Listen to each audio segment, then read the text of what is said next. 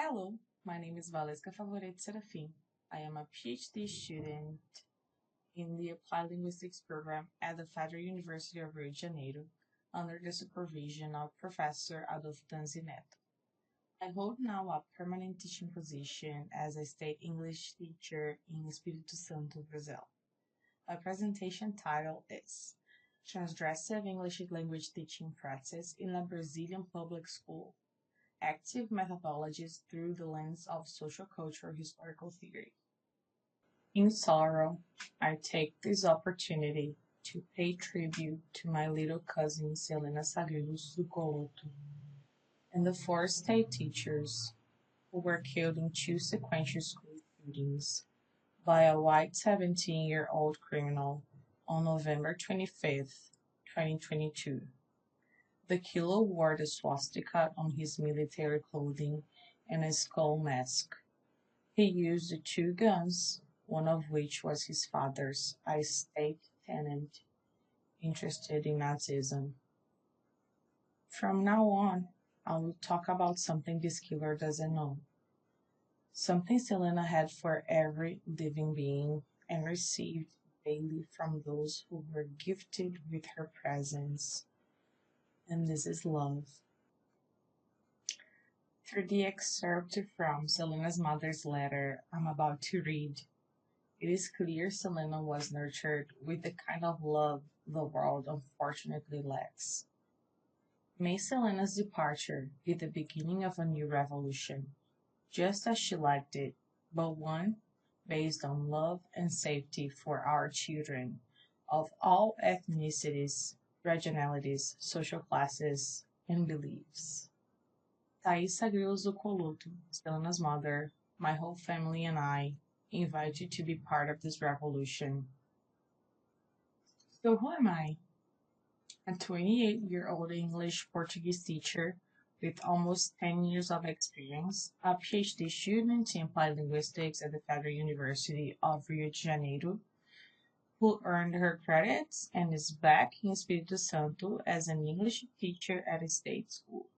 So Espírito Santo is right here on the coast, next to Rio de Janeiro.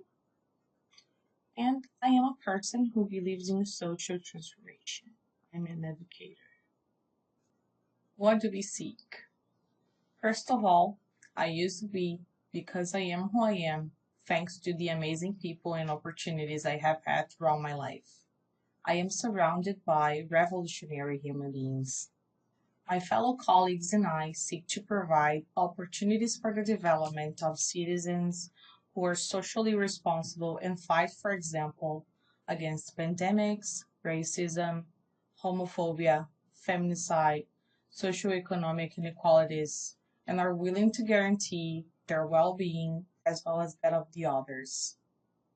We seek collective visual development, which represents, according to Anna Stetsenko, the collective and the individual in constant dialectical relationship, in a simultaneous realization of oneself and the world. We want a peaceful and prospering world for everyone. Some of the challenges we face. Political figures who put the lives of populations at risk through anti-vaccine discourse, fake news, and misleading information. Neoliberal educational models which seek, for example, to form cheap workforce for those enrolled in public schools through the possibility of choosing a technical course among a very limited number of choices.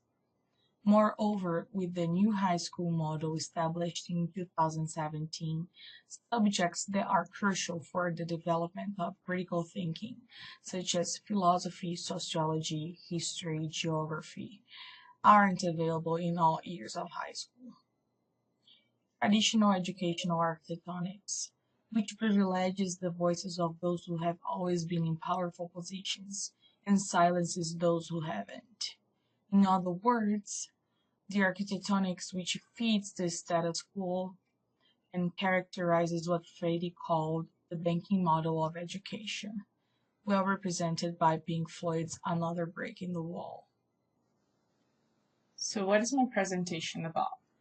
Today's presentation is the result of the development of a lesson plan designed to transgress traditional English language teaching classes for two groups of sixth graders at a public school in the state of Espírito Santo after the remote learning period ended. The lesson plan was designed in collaboration with Ulisses Diegues and Adolfo Tanzineto and has been published as part of a chapter in the book Práticas de Ensino de Inglês, English Teaching Practice, Volume 3, organized by Fernanda Ribeiro and open to the public. Theoretical background. My work is based on the social cultural historical theory initially developed by Vygotsky and expanded by neo-Vygotskians, for which human development is essentially social and happens through the mediation of cultural artifacts such as languages, pieces of furniture, means of transportation, etc. The idea of building a learning community in which every voice matters, the concept of collectivity, which I previously talked about, English as a lingua franca, which welcomes and legitimizes the uses made by speakers around the world with different linguistic and cultural repertoires. Thus, it questions the view that the only correct English and the English to be taught is the one spoken by Americans or British. And last but not least, active methodologies, which are teaching strategies centered on the effective participation of students in the construction of the learning process in a flexible, interconnected, and blended way.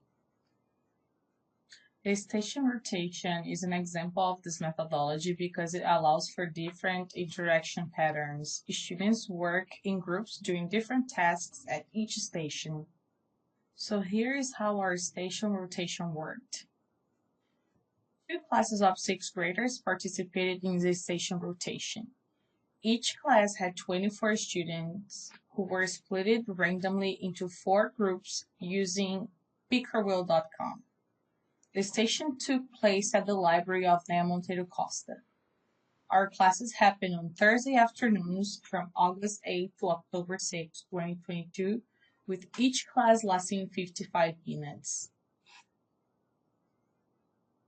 Some of the cultural artifacts important mentioning are the round desks, Chromebooks, a projector, the Bridges textbook, Unity 2, All Families Are Beautiful, school supplies, dictionaries, instructions and signs for each station, family photos, and others.